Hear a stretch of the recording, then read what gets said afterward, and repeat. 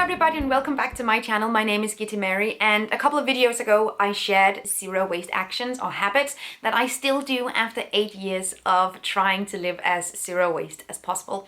And I thought I wanted to continue that thought today, but in the entirely opposite direction.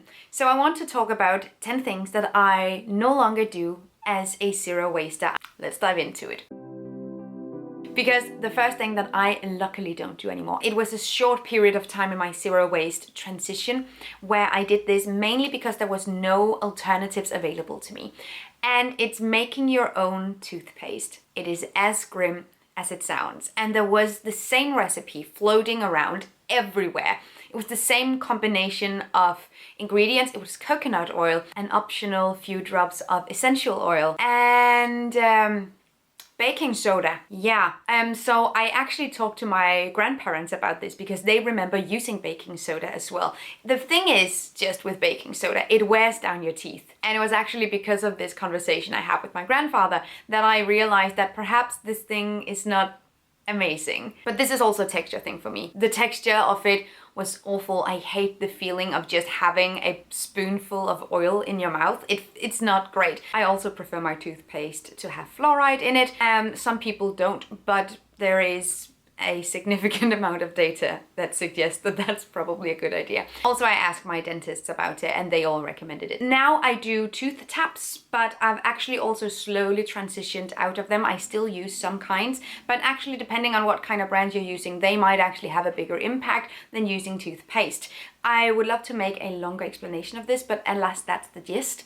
So sometimes I'm getting toothpaste simply just in a recyclable and recycled packaging, or I get my tooth taps. I say never ever ever going to use homemade toothpaste again. And speaking of homemade things, I've also made homemade mascara quite a few times. And I actually have 2 videos on how to make homemade mascara online.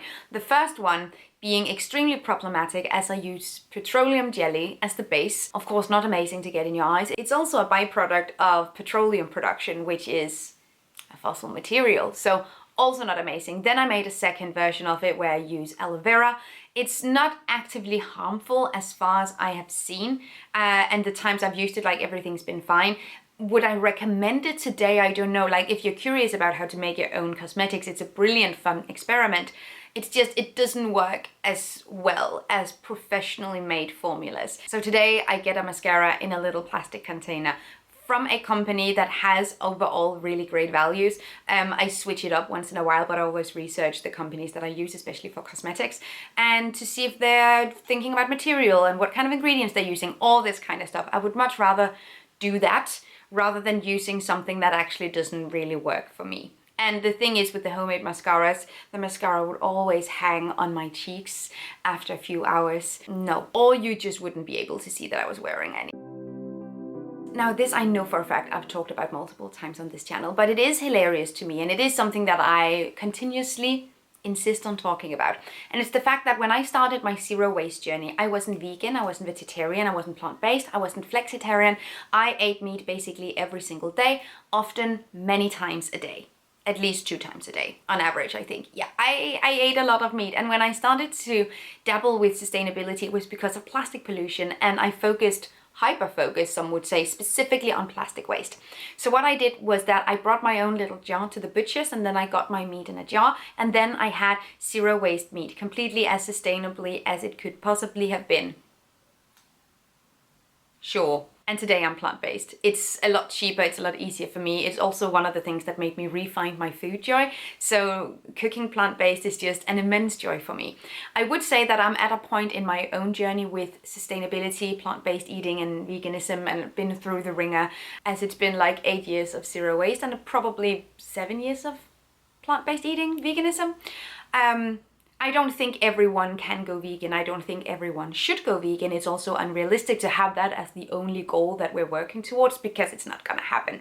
I would say that according to all the data, we need to reduce the impact of animal agriculture with around 75% if we want to meet our climate goals. So any kind of reduction in the meat and dairy products that we are consuming is a really good thing. And if you can reduce by 75%, you're also doing amazingly. But yeah, a lot has happened since I went to the butcher's with my little meat jar.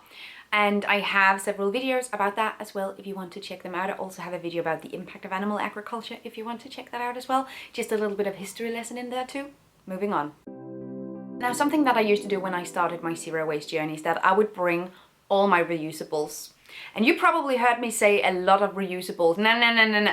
I would bring all my reusables because I wanted to be so certain that I didn't create plastic or any kind of disposable product. So I brought my straw and my plate and my cutlery and my glass and my tote and my everything. I brought everything all the time. My bag was so heavy. I don't recommend that anymore. And I think it comes with having a little bit of experience. You kind of know what you'll need during the day, and then you pack those essential things. And if it turns out you would have needed something else, the world's not gonna fall apart. I don't give myself a tough time if I'm not 100% successful. I bring the things that seems reasonable in that situation, and the rest I leave at home. Another thing, this was something I did especially so in the very early stages of zero waste, in a time where any kind of plastic was instantly demonized in my head because I just wanted to reduce and refuse all plastic. So any product and any material other than plastic was better than plastic. That was sort of the logic in the early stages of zero waste. So what I did often is that I used single-use bamboo plates and cutlery instead. And I've made several videos on bamboo later on.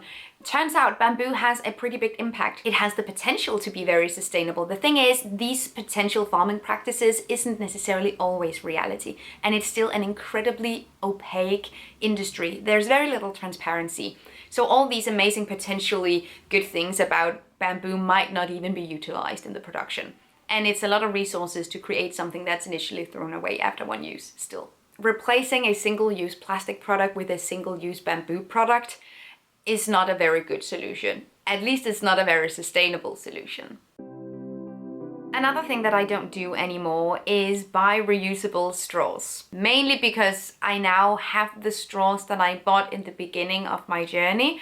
I have also been gifted several reusable straws by friends and family, as well as companies sending me things.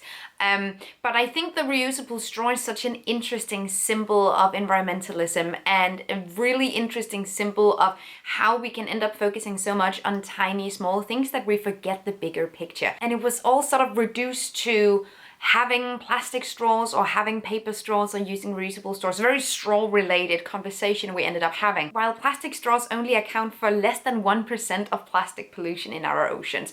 And if we wanted to focus on plastic pollution, looking at legislation for fishing and overfishing and ghost gear might be a much better way of doing it. From a consumer standpoint, simply not buying commercially caught fish is a much better way of reducing plastic pollution in our oceans. But we ended up focusing on this straw. And overall, this development has resulted in me having just a thorough disdain for straws in general. I prefer to drink my drinks without them completely, while I acknowledge that straws, and especially so actually plastic straws, can increase quality of life for people with disabilities. But if only people with disabilities used the straws, straws would never be a problem. We wouldn't have to discuss it anyway. So I don't buy reusable straws anymore, or any kind of consumer product like that. Unnecessary, and sometimes I feel like the zero waste movement especially so helped push this narrative that we need a reusable, sleek looking, aesthetically pleasing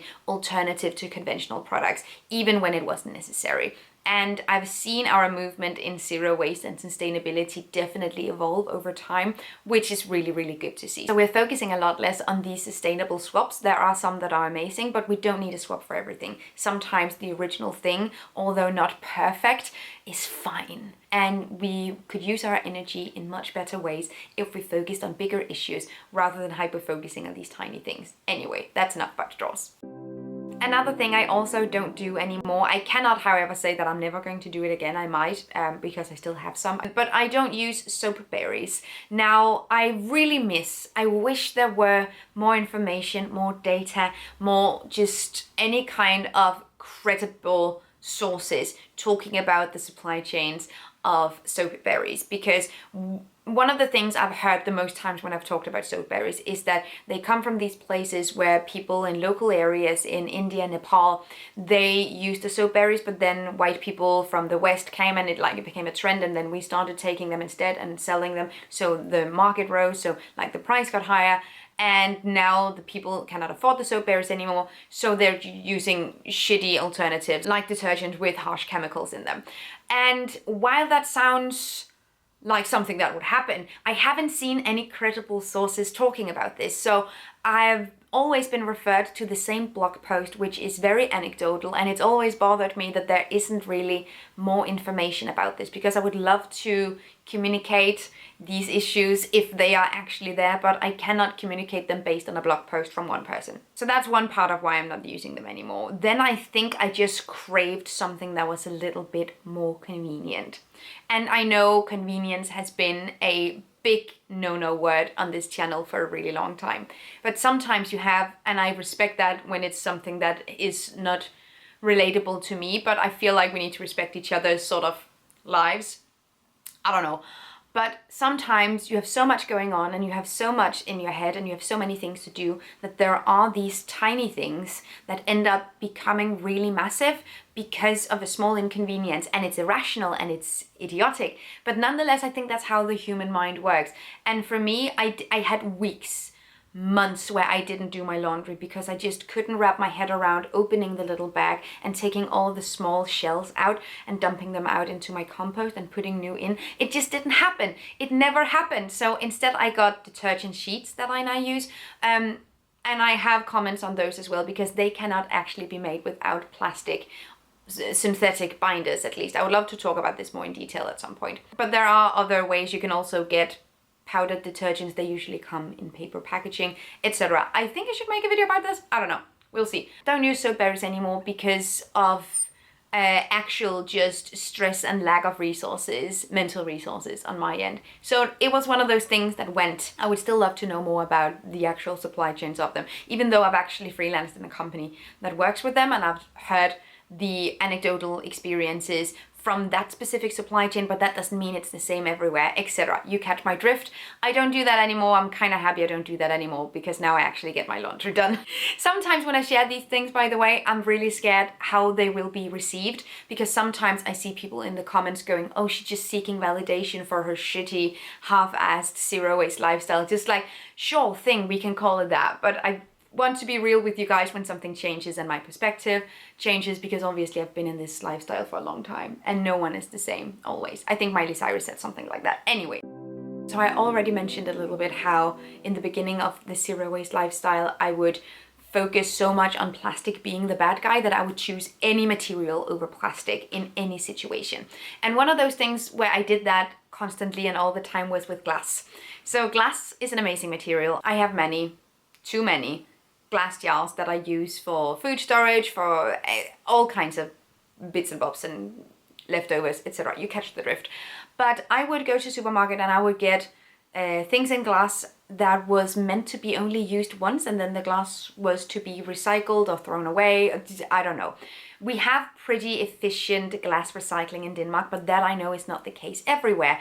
And this issue with glass, and glass actually having a really, really big carbon footprint, made me want to look into it further. So I made an impact analysis video about glass and how you can use it in a sustainable way. But overall, I would just like to point towards the fact that my mentality towards material has changed. Now, there's no need to demonize a certain material. It all depends on what it's used for and how it's used and how long it's used, how it's produced, and what's the purpose and function of the material. So plastic can have multiple practical applications, which are all amazing, and they can be used in really shitty ways. And that goes for every type of material. Now, I've talked about this so many times. I think I have dedicated videos to this, but nonetheless, I wanted to squeeze it in here.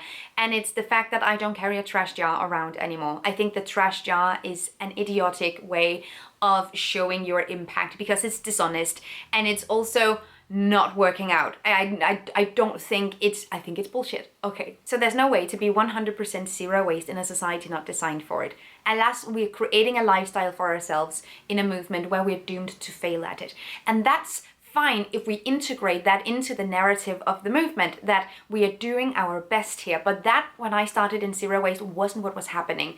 We were all looking at these trash jars and we all thought we needed the trash jars as well. And then we ended up focusing on the things that got in the jar, to the point where it just wasn't rational, balanced, or healthy anymore. So I don't carry a trash jar around. I don't even save my trash. Sometimes when I do like these vlog style videos, I'll show the amount of trash I've produced in a day, but then I'll dispose of it in its proper recycling bins and I'll do all the normal everyday things. And sometimes I produce more trash than others, but I can tell you for certain, my trash from 3 years can definitely definitely not fit into a mason jar, and that's okay. Now, I feel like such a hypocrite talking about this last bit, but I really wanted to. So I have all these things. I just think they're not necessary, and I want to make sure that I am a part of creating a narrative where people know when they get into this lifestyle that these things are not necessary. And it's buying aesthetically pleasing, Insta-worthy solid containers for your food, so everything can look aesthetically pleasing in your pantry or in your cabinets, etc. It goes for any kind of storage product, whether that's mason jars for your pantry or it's your stainless steel lunchbox. You don't need these things. It's okay that everything doesn't match and align and look perfectly symmetrical. It's fine. If we want to be sustainable, we need to also be okay with things not matching up, because that's the whole point. We cannot just exchange and replace everything we own with something new and pretty, because that defeats the whole purpose of lowering our carbon footprint. So it's okay if things doesn't look like that. I often say in my lectures that I have a stainless steel lunchbox because I got it very early in my transition into zero waste, where I thought this was necessary, and it isn't. So now I have it, but I always tell people that if you have a plastic lunchbox from the 80s or from the 90s or from the 2000s with dentist stickers on top or whatnot, how we used to decorate our things in school, that lunchbox is a million times more sustainable than going out and buying a new stainless steel lunchbox 100% of the time. No doubt. It's more sustainable to use the things we already own, and that inherently means that we're using things that aren't as pretty and as sustainably looking. But sustainability is not an aesthetic. It's a practice, and it's the functionality of products and how we use things. Thank you so much for watching this video. I hope that you liked it. Leave me a comment down below and let me know what you started doing when you started going zero waste or started being more sustainable that you don't do anymore for one reason or another. Let me know. I would love to hear if you do any of these things, or if you have done them previously as well, or if you could relate to any of the things that I said. Let me know. Thank you so much for watching. Have an amazing day. I'll see you guys next time. Take really good care of yourselves. Until then, bye. Thank you so much for watching this video, and also a special thank you to my Patreon supporters. You guys help me create green zero waste content, and I love you guys. You can find the links to my social media accounts down below and the link to my Patreon on this screen. Bye!